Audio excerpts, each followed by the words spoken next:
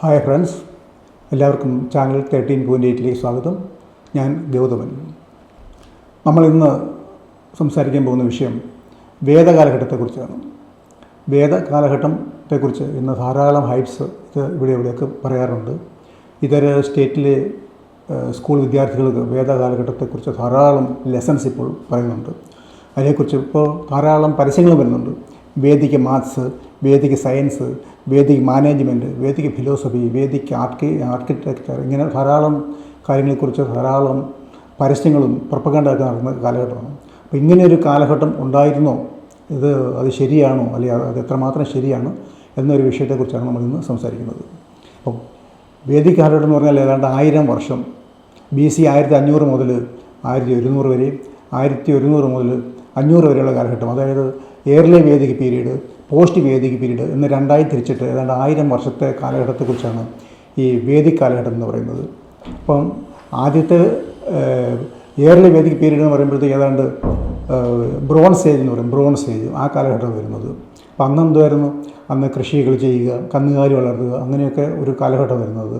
അതിനുശേഷം അതിനെക്കുറിച്ച് archaeology identify ചെയ്യുന്നിങ്ങനെയാണ്: painted grey ware culture, coloured pottery culture, black red ware culture, Gandhara grave culture, ഇങ്ങനെയൊക്കെ പറയുന്നത്. അപ്പോൾ ആ കാലഘട്ടത്തിൽ ഒരു ഇഷ്ടിക ഉണ്ടാക്കുകയോ അല്ലെങ്കിൽ അത് ഒരു ഇഷ്ടിക ഉണ്ടാക്കി ചുട്ടെടുത്ത് ഒരു വീടുണ്ടാക്കുകയോ അല്ലെങ്കിൽ എന്തെങ്കിലും മറ്റ് നിർമ്മിതികൾ ഉണ്ടാക്കുകയോ ഒന്നും ചെയ്യാത്തൊരു കാലഘട്ടമായിരുന്നു. നമുക്കറിയാം, അതിന് മുമ്പ് ഇൻഡസ് വാലി സിവിലൈസേഷൻ ഇതൊക്കെ ഉണ്ടായിരുന്നു.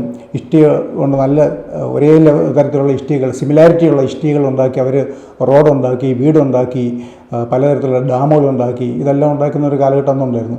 അതിനുശേഷം പിന്നീട് വന്ന കാലഘട്ടത്തിൽ ഇതൊന്നും ഇല്ലാതാവുകയും അതിനെക്കുറിച്ചുള്ള നോളജൊന്നും ഇല്ലാതാവുകയും ചെയ്തൊരു കാലഘട്ടമാണ് ഈ വേദിക് കാലഘട്ടം. അപ്പോൾ അതിനെക്കുറിച്ചാണ് ഇന്ന് നമ്മൾ സംസാരിക്കുന്നത്. അപ്പോൾ അന്നത്തെ എന്തുമായിരുന്നു? ഈ BC 1500 മുതൽ 1100 വരെയും ഈ 1100 മുതൽ 500 വരെയുള്ള കാലഘട്ടത്തിൽ, രണ്ടായിട്ട് തിരിക്കുന്ന ഈ കാലഘട്ടത്തിൽ, ആദ്യത്തെ കാലഘട്ടത്തിൽ നമുക്ക് പറയാം അന്നത്തെ പുരോഹിതരായിരുന്നു ഈ രാജ്യമെല്ലാം ഭരിച്ചുകൊണ്ടിരുന്നത് എന്നൊക്കെയാണ് ഇന്ന് സ്കൂൾ കുട്ടികളെ പഠിപ്പിക്കുന്നത്. പുരോഹിതർ രാജ്യം ഭരിച്ചുകൊണ്ടിരുന്നു, അല്ലെങ്കിൽ ചെറിയ ചെറിയ രാജ്യങ്ങൾ ഭരിച്ചുകൊണ്ടിരുന്നു. അവരെ നിർവ എന്ന് വിളിച്ചുകൊണ്ടിരുന്നു. അവരുടെ അസോസിയേഷൻസ് ഉണ്ടായിരുന്നു, അതിനെ ശ്രേണി എന്നൊക്കെയായിരുന്നു പറഞ്ഞ്. ഇങ്ങനെയൊക്കെയാണ് ഇന്ന് കുട്ടികളെ പല ഹിസ്റ്ററിയിൽ പഠിപ്പിച്ചുകൊണ്ടിരിക്കുന്നത്. എന്നാൽ ഇതൊക്കെ എത്രമാത്രം സത്യമാണ്? അപ്പം അന്ന് ബ്രാഹ്മണരായിരുന്നു, പുരോഹിതന്മാരെന്ന് പറയുന്നത്. ഈ കാലഘട്ടം എന്ന് പറയുന്നത് കാലത്ത് അന്ന് ഈവിൽ സ്പിരിറ്റിനെ എക്സ്പെൽ ചെയ്യാൻ വേണ്ടി യാഗവും യജ്ഞവും ഒക്കെ നടത്തുകയും അതുപോലെ പുരോഹിതർ അങ്ങനെയാണ് അവർ ഉപജീവനം നടത്തിക്കൊണ്ടിരുന്ന കാലഘട്ടം. അപ്പോൾ 1200 മുതലുള്ള കാലഘട്ടത്തിൽ സിന്ധു നദീ പ്രദേശവും ഗോമതി നദീ പ്രദേശം, വെസ്റ്റേൺ പഞ്ചാബ്, അങ്ങനെ ഈ സ്ഥലത്തെല്ലാം വാസയോഗ്യമല്ലാതെ തീർന്നു. കാരണം ആദ്യത്തെ ഇൻഡസ് വാലി സിവിലൈസേഷനിൽ ഇവർ വന്ന സമയത്ത് തന്നെ നദിയിൽ നിന്ന് ചിറ കെട്ടി, അല്ലെങ്കിൽ നദിയുടെ ആ തീരം വെട്ടിപ്പൊളിച്ച് അന്ന് ഈ സെറ്റിൽമെൻറ്റിലേക്ക് വെള്ളം ഒഴുക്കി വിടുകയൊക്കെ ചെയ്തവരാണ്. അങ്ങനെ ആ സ്ഥലത്തൊക്കെ വെള്ളപ്പൊക്കം ഉണ്ടായി. അത് പിന്നെ നിരന്തരം എല്ലാ വർഷവും വെള്ളപ്പൊക്കം വരുമ്പോഴത്തേക്കും അവിടെയെല്ലാം വീണ്ടും അവിടെയൊക്കെ വെള്ളം പൊങ്ങി. അങ്ങനെ ആ സ്ഥലത്ത് പിന്നെ മണ്ണും എക്കലും എല്ലാം വരികയും അതെല്ലാം വീണ്ടും അവരുടെ അന്നത്തെ ആ പ്രദേശം താമസിച്ചിരുന്ന സ്ഥലമെല്ലാം മണ്ണിനടിയിലാവുകയും വീണ്ടും എല്ലാ വർഷവും ഇതുപോലെ തന്നെ വരികയൊക്കെ ചെയ്തു. കാരണം ആരും ചിറ കെട്ടാനൊന്നും പോയില്ല. അങ്ങനെ അത് അടിക്കടി ഉണ്ടായ ഇങ്ങനത്തെ ഉള്ള ഈ ദുരന്തങ്ങൾ കൊണ്ട് അവിടെയെല്ലാം താമസയോഗ്യം അല്ലാതെ വരുത്തുമ്പോൾ അവിടെ നേരത്തെ ഉണ്ടായിരുന്ന മനുഷ്യരും ദ്രാവിഡരും അവർ തെക്കേ ഇന്ത്യയിലേക്കും കിഴക്ക് പ്രദേശത്തേക്കും വടക്കോട്ടും പടിഞ്ഞാറോട്ടും അവിടെയെല്ലാം അവർ ഓടിപ്പോയി. അങ്ങനെ പോകുന്ന അവർ ഇന്ത്യൻ സബ് കോണ്ടിനെൻ്റിലെ പല സ്ഥലത്തായിട്ട് അവർ ദ്രാവിഡൻസായിട്ടും നാഗവംശികളായിട്ടും അവർ ജീവിച്ചു. അപ്പോൾ ഇങ്ങനെ ഇവർക്കും പിന്നെ ഈ ബ്രാഹ്മണസിന് അവിടെ ജീവിക്കാൻ വയ്യാത്തൊരവസ്ഥ ആയപ്പോഴത്തേക്കും അവർ 1100 അവിടുന്ന് അവരും ഈസ്റ്റ് പാർട്ടിലേക്ക് പോകുന്നുണ്ട്. അങ്ങനെ കയ്യിൽ കെടാത്ത തീയൊക്കെ ആയിട്ട് ഈ കിഴക്കൻ പ്രദേശത്തേക്ക് പോവുകയും അങ്ങനെ 1100 അവർ ചെന്നുപെട്ടത് ഇവിടെ ഗംഗയുടെ പടിഞ്ഞാറൻ സമുദ്ര പ്രദേശത്ത്, അല്ലെങ്കിൽ ഇന്നത്തെ യു പി എന്ന് പറയുന്ന സ്ഥലത്ത് ഗംഗയുടെ പടിഞ്ഞാറൻ സമുദ്ര പ്രദേശത്ത് അവർ അവിടെ എത്തുകയും ചെയ്യുന്നുണ്ട്. അപ്പോൾ അങ്ങനെ കയ്യിൽ ഈ അണയാത്ത തീയും കൊണ്ട് പോയി അതിനെക്കുറിച്ചൊക്കെയാണ് അവർ ഈ വേദങ്ങളിലൊക്കെ പ്രതിപാദിക്കുന്നുണ്ട്. അതൊക്കെയാണ് അവരുടെ യാത്ര, മൈഗ്രേഷൻസ്. അങ്ങനെ സെൻട്രൽ ഗംഗയിൽ എത്തി അവിടെ ചെന്നപ്പോഴത്തേക്കും ഇന്ത്യയിൽ അയണേജ് സ്റ്റാർട്ട് ചെയ്തിരുന്നു. ലോകത്ത് യൂറോപ്പിലേക്ക് അയണേജ് സ്റ്റാർട്ട് ചെയ്തതിന് ശേഷം 700 വർഷത്തിന് ശേഷമാണ് ഇന്ത്യയിൽ അയണേജ് സ്റ്റാർട്ട് ചെയ്തത്. ഏതാണ്ട് ഈ 1200 കാലഘട്ടത്തിലാണ് ഇന്ത്യയിൽ അയണേജ് സ്റ്റാർട്ട് ചെയ്തത്. ആ കാലഘട്ടത്തിൽ അന്ന് അയൺ കൊണ്ടുള്ള ധാരാളം ടൂൾസ് ഉണ്ടാക്കിയതുകൊണ്ട് കാട് വെട്ടി തെളിക്കാനും അതുപോലെ കൃഷി ചെയ്യാനും ഒക്കെ കുറച്ച് എളുപ്പമായി. എന്നാലും പൊതുവെ അധ്വാനിക്കുന്ന വിഭാഗമല്ലാത്ത ഈ ബ്രാഹ്മണർ അവരെന്ത് ചെയ്തു? അവർക്ക് അധ്വാനിക്കാൻ ആൾ വേണം, പുതിയ പ്രദേശമാണ്, വീട് വയ്ക്കണം, കൃഷി ചെയ്യണം, അതിനൊക്കെ അവർക്ക് വേണ്ടി അവർ സ്വന്തമായിട്ട് അധ്വാനിക്കുന്ന ഈ പരിപാടിയൊന്നും ഇല്ലായിരുന്നു. അപ്പോഴത്തേക്ക് അവരെന്ത് ചെയ്തു? അപ്പോൾ അവർക്ക് ലേബേഴ്സ് അധ്വാനിക്കാതെ ജീവിക്കാൻ പറ്റിയ ലേബേഴ്സിനെ കണ്ടെത്തണം. അങ്ങനെ ലേബേഴ്സിനെ കണ്ടെത്തിയാൽ അവർക്ക് കൊടുക്കാൻ പൈസയൊന്നുമില്ല, അല്ലെങ്കിൽ എന്തെങ്കിലും കൊടുത്ത് ജോലി ചെയ്യാനില്ല. അങ്ങനെ അവർ തൊഴിൽ ചൂഷണം ചെയ്യാൻ വേണ്ടി, അതായത് മറ്റുള്ളവരെ അടിമകളാക്കി തൊഴിൽ ചൂഷണം കണ്ടെത്താൻ വേണ്ടി BC 10-9 കാലഘട്ടത്തിൽ അവർ ഉണ്ടാക്കിയെടുത്ത ഒരു ആശയമാണ് ഈ വർണ്ണവ്യവസ്ഥ. അതായത് എങ്ങനെ തൊഴിൽ ചൂഷണം നടത്തണം എന്നെങ്കിലും പറഞ്ഞു. അപ്പോൾ അടിമകളാക്കി വെച്ചാൽ പിന്നെ അവർ ആരും പൈസ ചോദിക്കത്തില്ല. അങ്ങനെ അടിമകളാക്കി വെക്കാൻ വേണ്ടി തൊഴിൽ ചൂഷണത്തിന് വേണ്ടി മാത്രം ഉണ്ടാക്കിയ ഒരു സമ്പ്രദായമായിരുന്നു ഈ വർണ്ണവ്യവസ്ഥ എന്ന് പറയുന്നത്. വർണ്ണവ്യവസ്ഥയിൽ കുറേ പേരെ അടിമകളാക്കി അവരിൽ നിന്ന് ചൂഷണം ചെയ്ത് തൊഴിൽ, കൃഷി ചെയ്യുക, വീട് വയ്ക്കുക, അവരെക്കൊണ്ട് ചെയ്യാവുന്ന ജോലികളെല്ലാം ചെയ്യുക, ഇവരെ സുഖമായി ജീവിക്കുക. അതിനുശേഷം കുറച്ചാകുമ്പോഴത്തേക്കും പിന്നെ അത് കുറച്ചുകൂടെ എസ്റ്റാബ്ലിഷ് ആക്കാൻ വേണ്ടി അവരതിന് ശേഷം സംസാരം എന്ന് പറഞ്ഞൊരു ഐഡിയ കൂടി, അതായത് സ്വർഗമുണ്ട്, നരകമുണ്ട്, മരിച്ചു കഴിഞ്ഞാൽ പിന്നെ റീബർത്ത് ഉണ്ടാകും, അപ്പോഴത്തേക്കും നിങ്ങൾക്ക് മോക്ഷം വേണം, അതെന്ന് പറഞ്ഞിട്ട് ഒരു ആശയം കൂടെ വെച്ചു. അപ്പോഴത്തേക്കും കുറേ ആൾക്കാർ കുറച്ചുകൂടെ അടിമകളായി, അല്ലെങ്കിൽ കുറേ ആൾക്കാരെ കൂടെ അവർക്ക് അതിൻ്റെ കൂടെ അടിമകളാക്കാൻ പറ്റി, അങ്ങനെയൊക്കെ പറ്റി. അപ്പോൾ ഇതെല്ലാം നടക്കുന്നത് ഈ ഗംഗയുടെ സമതല പ്രദേശം, പടിഞ്ഞാറൻ ഗംഗയുടെ സമതല പ്രദേശമായ ഇന്നത്തെ UP യിലുള്ള ഒരു ചെറിയ പ്രദേശത്താണ്. പിന്നീട് ആര്യാവർത്തം എന്നറിയപ്പെടുന്ന ഒരു ചെറിയ പ്രദേശത്തെ കാര്യം നമ്മൾ പറയുന്നത്, അല്ലാതെ ഇന്ത്യയിലെ മൊത്തമായിട്ടോ തെക്കേ ഇന്ത്യയിലോ അല്ലെങ്കിൽ വെസ്റ്റേൺ ഇന്ത്യയിലോ അല്ലെങ്കിൽ എക്സ്ട്രീം നോർത്ത് ഇന്ത്യയിലോ മറ്റേ കിഴക്കേ ഇന്ത്യയിൽ ഇവിടെയൊന്നുമില്ല, അല്ലെങ്കിൽ മിഡിൽ ഇന്ത്യയിലൊന്നും ഉള്ള കാര്യമല്ല പറയുന്നത്. ഒരു ചെറിയ പ്രദേശത്ത്, ഗംഗയുടെ പടിഞ്ഞാറൻ സമതല പ്രദേശമായ ഒരു ചെറിയ പ്രദേശത്ത് മാത്രം നടന്ന കാര്യം നമ്മൾ പറയുന്നത്, അല്ല വേറെങ്ങുമില്ല. അവർക്ക് വേറെങ്ങും വളരെ മൈനോറിറ്റി ആയിട്ടുള്ള ഒരു ആൾക്കാർ അവർക്ക് മറ്റുള്ളവരെ അടിച്ചമർത്തി ജീവിക്കാനോ അല്ലെങ്കിൽ അവരെ കംപ്ലീറ്റ് ഭരിച്ച് ജീവിക്കാനുള്ളതൊന്നും മാൻപവർ അവർക്കില്ല. ഇത് ചെറിയ പ്രദേശത്ത് മാത്രം നടന്ന കാര്യമാണ്. അപ്പോൾ അങ്ങനെയോ അതിനുശേഷം പിന്നെ ഒരു ദേശമോ അല്ലെങ്കിൽ ഒരു വലിയ രാജ്യമൊന്നും ഇതിനകത്ത് വരുന്നില്ല. ഈ വേദിക് പീരീഡ് അല്ലെങ്കിൽ ഇവർ നമ്മളീ പറയുന്ന ഈ ആശയത്തിൽ ഈ പ്രദേശങ്ങളൊന്നും തന്നെ വരുന്നില്ല. അതുതന്നെയല്ല, അന്നുണ്ടായിരുന്ന ശ്രമണ ഭൗതികവാദികൾ, അവരുടെയൊക്കെ എതിർപ്പുകൾ ധാരാളം ഉണ്ടായിരുന്നു. അപ്പോൾ ഇതൊക്കെ ചെറിയൊരു പ്രദേശത്ത് മാത്രം. നമുക്കറിയാം, ഇന്ത്യ തന്നെ സ്വാതന്ത്ര്യ സമരത്തെ 600-ലധികം ചെറിയ നാട്ടുരാജ്യങ്ങളായിരുന്നു. അപ്പോഴത്തേക്കും ഇവരുടെ ഈ രാജ്യം എന്ന് പറഞ്ഞാൽ എത്ര ചെറുതായിരിക്കും. വളരെ ചെറിയൊരു പ്രദേശത്ത് മാത്രം നടന്ന കാര്യമാണ് ഇന്ന് ഒരു രാജ്യത്തിൻ്റെ മൊത്തം കാര്യമായിട്ട് ഇവർ റെപ്രസെൻറ്റ് ചെയ്യുന്നത്. അത് തന്നെ തെറ്റാണ്. അപ്പോൾ അങ്ങനെ പറയുമ്പോഴത്തേക്കും അപ്പോൾ ഇവർക്ക് ഈ തൊഴിൽ ചൂഷണം ചെയ്യാൻ വേണ്ടി ആൾക്കാരെ വർണ്ണവ്യവസ്ഥ ആക്കിയപ്പോഴത്തേക്കും ചിലരൊന്നും അതിൽ അടിമപ്പെടാൻ താല്പര്യമില്ലായിരിക്കും, അല്ലെങ്കിൽ അവരൊന്നും വശംവദരാകാതിരുന്നപ്പോഴത്തേക്കും പണ്ടത്തെ അവർ ഓർമ്മയില്ല. ആദ്യം അവർ ഇന്ത്യയിലേക്ക് കടന്നു വന്ന സമയത്ത് അവർക്കുടെ നേതാവായിരുന്നു ഇന്ദ്രൻ. അങ്ങനെ ഒരാൾ ഇന്ദ്രനായിട്ട്, അതായത് കൊലയും അല്ലെങ്കിൽ തമ്മാടിത്തരം ചെയ്യാനായിട്ട് കാര്യശേഷിയുള്ള ഒരാളെ അവർ ഇന്ദ്രനായിട്ട് അവരോധിക്കുകയും ആ ഇന്ദ്രൻ്റെ നേതൃത്വത്തിൽ ഇതുപോലെ സാധാരണ ജനങ്ങളെ തല്ലി ഓടിക്കുകയും ജോലി എടുപ്പിക്കുകയും ചെയ്തിരുന്നു. അപ്പോൾ അങ്ങനെ ഒരു ഇന്ദ്രനെ അവരോധിക്കുന്നുണ്ടായിരുന്നു ആ കാലഘട്ടത്തിൽ. അപ്പോഴത്തേക്ക് ബ്രാഹ്മണ അവരുടെ കോളനി മാത്രം നടത്തിയൊരു സാമൂഹ്യ വ്യവസ്ഥയാണ് ഈ വേദിക് കൾച്ചർ എന്ന് പറയുന്നത്. അല്ലാതെ അത് ഇന്ത്യ ഒട്ടാകെയോ അല്ലെങ്കിൽ ഇന്നത്തെ UP അത്ര പോലും സൈസ് ഉണ്ടായിരുന്നിട്ടില്ല. ഒരു ചെറിയ പ്രദേശത്ത് മാത്രം നടത്തിയ ഒരു കാര്യമാണ്. അതാണ് ഇന്നത്തെ നമ്മുടെ വിദ്യാർത്ഥികളെ പഠിപ്പിക്കുന്ന ഇന്ത്യ മൊത്തം ഇത് വേദിക് പീരീഡായിരുന്നു. അവിടെ എല്ലാം ഭരിച്ചുകൊണ്ടിരുന്നത്, ഓരോ സ്ഥലത്തും ഭരിച്ചുകൊണ്ടിരുന്നത് പുരോഹിതന്മാരായിരുന്നു. ആ പുരോഹിതന്മാരാണ് അവരെ എന്ത്രപ്പൻ എന്നായിരുന്നു വിളിച്ചുകൊണ്ടിരുന്നത്. അവരുടെ അസോസിയേഷൻസ് പേര് ശ്രേണി എന്നൊക്കെയായിരുന്നു. എന്നൊക്കെ പറഞ്ഞുകൊണ്ട് ഇന്ന് CBSE സിലബസിലും മറ്റ് പല സ്റ്റേറ്റിൻ്റെ സിലബസിലും ഹിസ്റ്ററിയിൽ പിള്ളേരെ 6-7 ക്ലാസ്സിലൊക്കെ ഇതാണ് ഇന്ന് പഠിപ്പിക്കുന്നത്, വേദിക് പീരീഡ്. അപ്പോൾ മറ്റൊരു കാര്യം, ഇവർക്ക് അന്ന് അക്ഷരജ്ഞാനം ഇല്ല. ഇന്ത്യയിൽ നിന്ന് അക്ഷരജ്ഞാനം വന്നിട്ടില്ല ഈ സമയത്ത്. അല്ലെങ്കിൽ തികച്ചും പ്രിമിറ്റീവായിട്ടുള്ള എഴുത്തോ കുത്തോ വായനയോ അല്ലെങ്കിൽ അങ്ങനെ യാതൊന്നും ഇല്ലാതെ ഇരുന്ന ഒരു കാലഘട്ടമാണ് ഈ കാലഘട്ടം എന്ന് പറയുന്നത്. തികച്ചും പ്രിമിറ്റീവ് ലൈഫ്. ഇനി അതിൻ്റെ സെക്കൻഡ് സ്റ്റേജ്, അതായത് ലേറ്റർ വേദിക് പീരീഡ് എന്ന് പറയുന്ന ആ സമയം എന്ന് പറയുന്നത് 1100 മുതൽ 500 വരെയുള്ള കാലഘട്ടമാണ്. ആ കാലഘട്ടത്തിലായിട്ട് ഈ ബുദ്ധൻ്റെയും ജൈനൻ്റെയൊക്കെ വരവുണ്ടാവുകയും ധാരാളം ആൾക്കാർ ബുദ്ധിസത്തിലേക്ക് പോവുകയും ചെയ്തു. അതിന് തൊട്ടു മുമ്പ് തന്നെ ഇവർ ഇൻട്രൊഡ്യൂസ് ചെയ്ത മറ്റൊരു ഇതായിരുന്നു വർണ്ണവ്യവസ്ഥ. അതിനുശേഷം അതിനുശേഷം അവർ ആശ്രമ വ്യവസ്ഥകൾ ചെയ്തിരുന്നു. ആശ്രമ വ്യവസ്ഥ. ഈ ആശ്രമ വ്യവസ്ഥ എന്ന് പറഞ്ഞാൽ നമുക്ക് അറിയാമല്ലോ, ബ്രഹ്മചര്യം, ഗ്രഹസ്ഥം, വാനപ്രസ്ഥം, സന്യാസം എന്ന് പറയുന്നത്. അതിൽ ഈ സന്യാസാശ്രമത്തിലേക്ക് അടിമപ്പെട്ട ധാരാളം ആൾക്കാർ, വൃദ്ധരമായ ആൾക്കാരെ ശുശ്രൂഷിക്കാനായിട്ട് മക്കൾക്ക് അവസരം ഉണ്ടാകാതിരിക്കുക. അതായത് ഈ വാനപ്രസ്ഥത്തിൽ തന്നെ ആൾക്കാരെല്ലാം അവരുടെ സ്വത്തുക്കൾ മക്കൾക്ക് കൊടുത്തിട്ട് അവർ ദൈവത്തെ അല്ലെങ്കിൽ മോക്ഷത്തിന് വേണ്ടി നടക്കുക, ദൈവമല്ല മോക്ഷത്തിന് വേണ്ടി നടക്കുക. അങ്ങനെ മോക്ഷം തേടി നടക്കുന്ന ആൾക്കാർ ഇത് കാട്ടിലും റോഡിലും ഇത് ആറ്റിൻ്റെ തീരത്തും നദിയുടെ തീരത്തും ഒക്കെ ഇങ്ങനെ അരഞ്ഞു നടക്കുക വീട്ടിൽ നിന്ന്. അതുപോലെ സന്യാസമാകുമ്പോഴത്തേക്ക് അവർ വീട് വിട്ട് തന്നെ പോവുകയാണ്.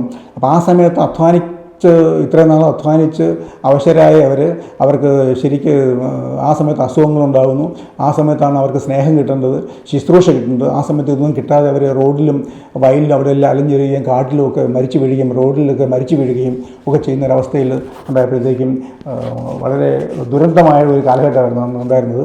അപ്പോഴത്തേക്കും ധാരാളം ആൾക്കാർ അവിടെ ഇവിടെ മരിച്ചവരെ പോയി ആരും അടക്കാനായിട്ട് ആൾക്കാരില്ല, അല്ലെങ്കിൽ ദഹിപ്പിക്കാനായിട്ട് ആൾക്കാരില്ല, അവരെ നോക്കില്ല. ധാരാളം ആൾക്കാർ റോഡിലൂടെയൊക്കെ കിടന്ന് വെള്ളത്തിന് വേണ്ടി അയച്ചാൽ അത് വെള്ളം കൊടുക്കാൻ ആളില്ല, അല്ലെങ്കിൽ മരുന്ന് കാലിലൊക്കെ പുളിയരിക്കുന്ന അവസ്ഥയിൽ മനുഷ്യൻ ഇങ്ങനെ റോഡിൽ കിടക്കുന്നു, അതിനെ നോക്കാൻ ആളില്ല. അങ്ങനെ സ്നേഹം എന്ന് പറഞ്ഞൊരു ഇതേ ഇല്ലാത്ത ഒരു അവസ്ഥയിലായിരുന്നു അവരുടെ ഈ വർണ്ണാശ്രമത്തിൻ്റെ അതിൻ്റെ അനന്തരഫലം അങ്ങനെയാണ് ഉണ്ടാകുന്നത്. അങ്ങനെ ബ്രാഹ്മണ്യത്തോടെല്ലാവർക്കും എതിർപ്പായി. ആ സമയത്താണ് ജൈനും ബുദ്ധനും കടന്നു വരുന്നതും. ധാരാളം ആൾക്കാർ മുഴുവൻ ആൾക്കാരും ബുദ്ധിസത്തിലേക്കും ജൈനിസത്തിലേക്കും പോവുകയും അതോട് ആ സമയത്ത് ബ്രാഹ്മണ്യം തകർന്ന് തരിപ്പണമാവുകയും ചെയ്തു. ആ സമയത്താണ് അങ്ങനെ ഉടനെ തന്നെ ബുദ്ധിസം ജൈനിസം ഒക്കെ വളർന്നു വരികയും അതിനുശേഷം അപ്പോഴത്തേക്കും ധാരാളം ഈ നാഗവംശികൾ, നോർത്ത് ഇന്ത്യ നാഗവംശികളുടെ പോപ്പുലേഷൻ വളരെ കൂടുകയും അവിടെ ഇവിടെയായിട്ട് 16 സ്ഥലത്ത് പുതിയ നഗരവൽക്കരണങ്ങൾ ഉണ്ടാവുകയും പുതിയ ജനപഥങ്ങൾ ഉണ്ടായി വരികയൊക്കെ ചെയ്തു. അതോടുകൂടി ബ്രാഹ്മണ്യം തീരുകയാണ്. അങ്ങനെ അപ്പം ആ സെക്കൻഡ് സ്റ്റേജ് എന്ന് പറയുന്ന സെക്കൻഡ് സ്റ്റേജ് വളരെ ദുരന്തങ്ങളുടെ കാലമാണ്. അപ്പം ഏർലി വേദിക് പീരീഡും പോസ്റ്റ് വേദിക് പീരീഡും വളരെ ദുരന്തങ്ങൾ അല്ലെങ്കിൽ വളരെ ഡാർക്ക് ഏജാണ്. ഇന്ത്യയുടെ സംസ്കാരത്തെ വെച്ച് നോക്കുകയാണെങ്കിൽ അതൊരു ഡാർക്ക് ഏജാണ്. വേദിക് പീരീഡ് എന്ന് പറയാവുന്ന തരത്തിൽ ഒന്നും തന്നെ അന്ന് ഉണ്ടായിരുന്നില്ല. അക്ഷരജ്ഞാനം ഇല്ല, എഴുത്തും വായനയില്ല, ഒരു ഇഷ്ടി ഉണ്ടാക്കാൻ അറിയില്ല. അപ്പോൾ ഇങ്ങനെ തികച്ചും പ്രിമിറ്റീവ് ലൈഫായിരുന്നു. അപ്പം ആ സമയത്ത് ഈ ആശ്രമം പരാജയമൊക്കെ ആകുമ്പോഴത്തേക്കും ഇതെല്ലാം തകരുകയൊക്കെ ചെയ്യുമ്പോഴത്തേക്കും മറുവശത്തോ ഈ നാഗവംശികൾ കിങ്ഷിപ്പ് ഉണ്ടാക്കി.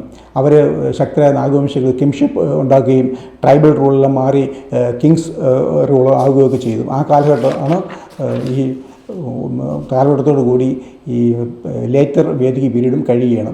അപ്പോൾ 6-ാം നൂറ്റാണ്ടിൽ ബുദ്ധൻ്റെയും ജൈനൻ്റെയും കടന്നുവരവോടെ ബ്രാഹ്മണിസം നിലംപതിച്ചെന്ന് നമ്മൾ പറഞ്ഞു.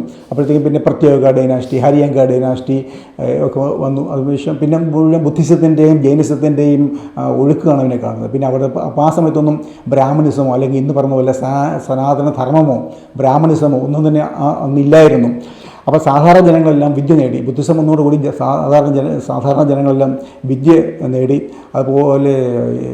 അതുപോലെ ഈ പുരോഹിതന്മാർ യാഗയജ്ഞം നടത്തിയപ്പോഴത്തേക്ക് അവർക്ക് വേണ്ടാതായി, അല്ലെങ്കിൽ അവരെ ശത്രുക്കളായി കണ്ടു. അവർ തട്ടിപ്പ് നടത്തുന്ന രീതിയിലാണ് പിന്നെ അവരൊക്കെ തട്ടിപ്പുകാരായിട്ടാണ് പിന്നെ ഇവരൊക്കെ കണ്ടുകൊണ്ടിരുന്നത്.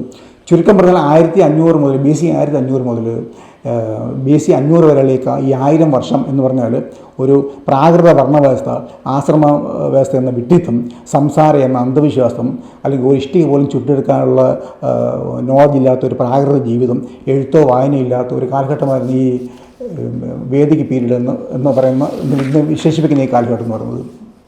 അപ്പോൾ ഏത് രീതി നോക്കിയാൽ അത് ആ വേദിക് പീരീഡ് അങ്ങനെ മാത്രമേ. ഇന്ന് എന്താണെന്ന് പറയുന്നത് Vedic science, Vedic mathematics, Vedic management, Vedic philosophy, Vedic architecture, ഇതെന്തെങ്കിലും അന്ന് ഉണ്ടായിരുന്നു. എന്താ ആർക്കിടെക്ചർ? ഒരു ഇഷ്ടിയെ ചുറ്റെടുക്കാൻ പറ്റിയില്ലെങ്കിൽ പിന്നെ എന്താണ് ആർക്കിടെക്ചർ ഉണ്ടാവുക? അക്ഷരജ്ഞാനമില്ല, അക്ഷരമേ ഇല്ല, സ്ക്രിപ്റ്റ് ഇല്ല, ലിപി ഇല്ല. അതില്ലാത്തൊരു കാലഘട്ടത്തിൽ എന്താണ് എഴുതുക? പിന്നെ എങ്ങനെയാണ് വേദിക് മാനേജ്മെൻറ്റ്, മാസം ഫിലോസഫി ഉണ്ടാവുക? അപ്പോൾ അങ്ങനെയൊക്കെ ഇതൊക്കെ പ്രൊപ്പഗേറ്റ് ചെയ്യുന്ന വെറും ഫൂളിഷ്നെസ് മാത്രമാണ്. യാതൊരു ചരിത്രപരമായ അതിനൊരു സപ്പോർട്ടും ഇല്ല. സത്യത്തിൽ വേദകാലഘട്ടത്തിന് ശേഷമാണ് എഴുത്തും ലിപിയും വിദ്യയും ഒക്കെ തുടങ്ങിയത്. പിന്നെ എങ്ങനെയാണ് അന്ന് വേദങ്ങൾ എഴുതിയെന്നൊക്കെ പറയുന്നത്? അപ്പോൾ അങ്ങനെ ഉണ്ടായിരുന്നു എന്ന് പറയേണ്ടത് ചിലരുടെ ആവശ്യമാണ്. കാരണം ഇന്ത്യയിൽ സിവിലൈസേഷൻ കൊണ്ടുവന്നത് ബ്രാഹ്മണരാണെന്നും അവരാണ് ഏറ്റവും ഇൻ്റലക്ച്വൽ ആയിട്ടുള്ള ആൾക്കാരെന്നൊക്കെ പറയണമായിരുന്നു. അങ്ങനെ പറയാൻ വേണ്ടിയാണ് ഇവർ പറഞ്ഞു വയ്ക്കുന്നത്. സത്യത്തിൽ അങ്ങനെയാണോ? ഇന്ത്യൻ ജനതയെ അറിയിക്കാൻ വേണ്ടിയാണ് ഇതെല്ലാം പറഞ്ഞ് സ്വയം മഹാന്മാരാകാൻ വേണ്ടിയാണ് ഈ വേദിക് കാലഘട്ടത്തെക്കുറിച്ച് ഇങ്ങനെ പ്രൊപ്പഗേറ്റ് ചെയ്യുന്നത്. അപ്പം ഇതിനെക്കുറിച്ച് പറയുന്നത് സുമൻ ഗുഹ മജുംദാർ, സീനിയർ എഡിറ്റർ, റേഡിയോഫിക് ഇന്ത്യൻ എന്ന് പറഞ്ഞൊരു ജേർണലുണ്ട്. അതിനകത്തോടെ പ്രൊഫസർ മൈക്കൽ വിറ്റസ് എന്നൊരു ജർമ്മൻ ഫിലോസഫറുണ്ട്.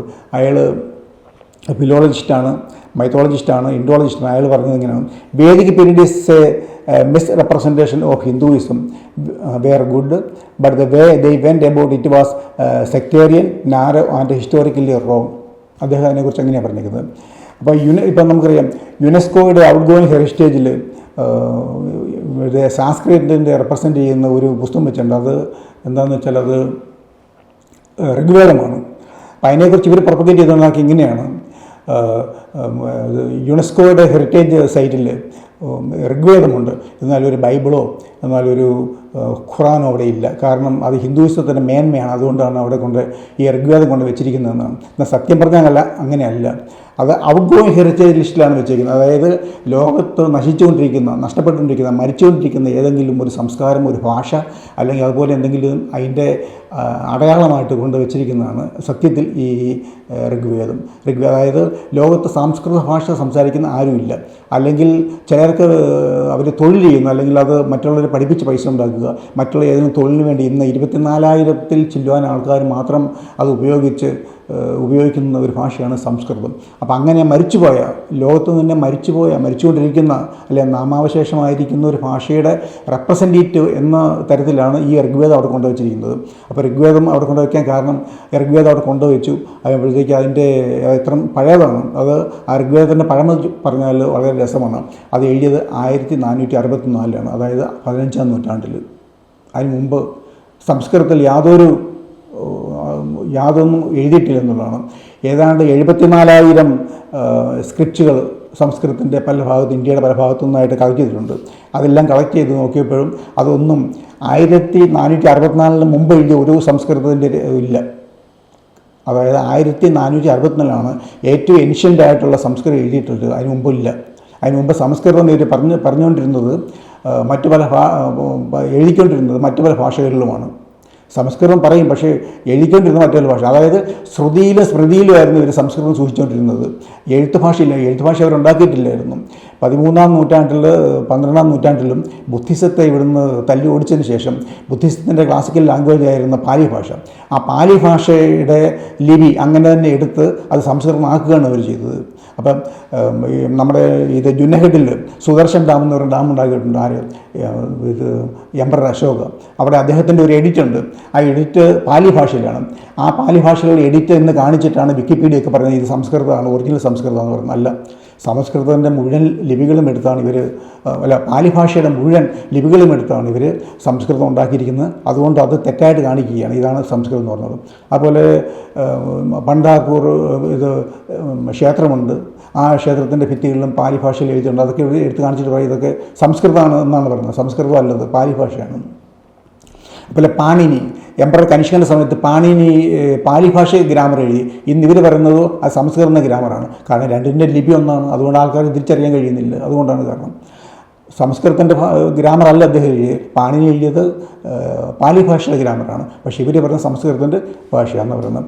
അപ്പോൾ അങ്ങനെ ഈ വെറും 560 വർഷം മാത്രം പഴക്കമുള്ളൊരു ഭാഷയാണ് ഈ സംസ്കൃതം. ആ സംസ്കൃതം ഉണ്ടായിട്ട് അപ്പോൾ ഇവരെങ്ങനെയാണ് വേദിക് കാലഘട്ടത്തിൽ വേദങ്ങൾ എഴുതിയത്? അങ്ങനെ ഒരു കാലഘട്ടമേ ഉണ്ടായിരുന്നില്ല. വേദം എഴുതി തുടങ്ങിയത്, അല്ലെങ്കിൽ സംസ്കൃതത്തിൽ വേദം എഴുതി തുടങ്ങിയത് 15-ാം നൂറ്റാണ്ടിലാണ്. പിന്നെ എങ്ങനെയാണ് സംസ്കൃതം നേരത്തെ എഴുതുന്നത്? ഒരിക്കലും എഴുതിയിട്ടില്ല. മറ്റു പല ഭാഷകളിലാണ് അന്ന് അവർ എഴുതുന്നത്. കാരണം ഇവർക്ക് അക്ഷരജ്ഞാനമേ ഇവരുടെ അല്ല. ഇവർ ശ്രുതി സ്മൃതി അവരെന്തെങ്കിലും എഴുതി വെച്ചാൽ മറ്റുള്ളവർ കണ്ട് മനസ്സിലാക്കുമെന്നാണ് ഇവരുടെ തത്വം. അപ്പോഴത്തേക്ക് അതുകൊണ്ട് ഇവരൊന്നും എഴുതിയിട്ടില്ല. അതുകൊണ്ട് ഇവിടുന്ന് പുസ്തകം എഴുതിയതെല്ലാം യൂറോപ്യന്മാർ അടിച്ചുകൊണ്ട് പോയി, അല്ലെങ്കിൽ മറ്റുള്ളവർ അടിച്ചുകൊണ്ട് പോയി എന്നൊക്കെ പറയുന്നത് തികച്ചും അസത്യമാണ്. ഇവർ എഴുതിയിട്ട് വേണ്ടേ കൊള്ളുവാൻ. ഇവരെഴുതിയില്ല. കാരണം എഴുതിയാൽ മറ്റുള്ളവർ മനസ്സിലാക്കുക. അതുകൊണ്ട് എഴുതിയില്ല. ഇവരെല്ലാം സൂക്ഷിച്ചിരുന്നത് ശ്രുതി സ്മൃതി. ഏതെങ്കിലും ഒരു കാലഘട്ടത്തിലുള്ള ആൾക്കാർ അവരെ മനസ്സിൽ വെച്ചുകൊണ്ടിരിക്കുന്ന കാര്യം അടുത്ത തലമുറയ്ക്ക് പകർന്നു കൊടുക്കുക, പറഞ്ഞ് അത് അവർ കേൾക്കുക, അത് പിന്നെ അടുത്ത തലമുറയ്ക്ക് പറഞ്ഞു. അങ്ങനെ ആ രീതിയിലായിരുന്നു ഇവരുടെ വിദ്യ സൂക്ഷിച്ചുകൊണ്ടിരുന്നത്. ഒരിക്കലും ഇവർ എഴുതിയിട്ടില്ല. 13-ാം നൂറ്റാണ്ടിന് ശേഷം മാത്രമാണ് ഇവർ ഇതൊക്കെ എഴുതിയിരിക്കുന്നത്. അപ്പോഴത്തേക്കും ഏറ്റവും സംസ്കൃതത്തിൽ ആദ്യം എഴുതിയത് ഋഗ്വേദമാണ്. അതിൻ്റെ കാലഘട്ടം 1464-ലാണ്. അതിനുശേഷവും ഈ യുനെസ്കോയിൽ കൊണ്ടുവച്ചതിന് ശേഷവും പോലും ഇപ്പോഴും അവർ അവിടെ ഇവിടെയൊക്കെ എക്സ്കവേഷൻ നടത്തുകയാണ്. സംസ്കൃതം 1464 മുമ്പ് എഴുതി എന്തെങ്കിലും രേഖകൾ കിട്ടുമെന്ന് ഇപ്പോഴും അത് അന്വേഷിച്ചുകൊണ്ടിരിക്കുകയാണ്. പലതരത്തിലും ആർക്കിയോളജി സ്റ്റഡി നടത്തുന്നതും എക്സ്കവേഷൻ നടത്തുന്നതും അതിനു വേണ്ടിയാണ്. കഴിഞ്ഞ 2007-ലാണ് ഏറ്റവും അവസാനം അതിൻ്റെ ഇത് കൊടുത്തിരിക്കുന്നത്, നോമിനേഷൻ കൊടുത്തിരിക്കുന്നത് 2007 ശേഷം ഇപ്പോൾ 2024 കഴിഞ്ഞ 17 വർഷമായിട്ടും അവർ പല സ്ഥലത്തും കുഴിച്ചും മാന്തിയൊക്കെ നോക്കുവാണ്. എന്നിട്ട് പോലും ഒരു രേഖ ഏതാണ്ട് 30,000-ഓളം സ്പെസിമെൻസ് പിന്നെയും കിട്ടി സംസ്കൃതത്തിൻ്റെ. എന്നാൽ അതൊന്നും 1464 മുമ്പുള്ളതല്ല. അതായത് 15-ാം നൂറ്റാണ്ടിന് മുമ്പ് സംസ്കൃതം ഇവിടെ ഉണ്ടായിരുന്നു എന്നതിന് യാതൊരു രേഖയും ഇല്ല. അപ്പം ഈ വേദിക് പീരീഡ് എന്ന് പറയുന്നത് തന്നെ അങ്ങനെ ഒരു കാലഘട്ടമേ ഇവിടെ ഉണ്ടായിരുന്നില്ല. വേദിക് പീരീഡ് എന്ന് പറയുന്നൊരു കാലഘട്ടം BC 1100 മുതൽ BC 500 വരെയുള്ള ഒരു വളരെ ഇരുണ്ട കാലഘട്ടമായിരുന്നു. അതായത് നമ്മുടെ നാഗരികത മുമ്പുണ്ടായിരുന്ന വെറും ഒരു ഇരുണ്ട കാലഘട്ടം മാത്രമായിരുന്നു. വേദിക് കാലഘട്ടം എന്ന് പറഞ്ഞൊരു കാലഘട്ടം ഉണ്ടായിരുന്നില്ല. അത് വെറുതെ പറയുന്നതാണ്. ഇനി മറ്റൊരു വിഷയമായി വീണ്ടും വരുന്നു.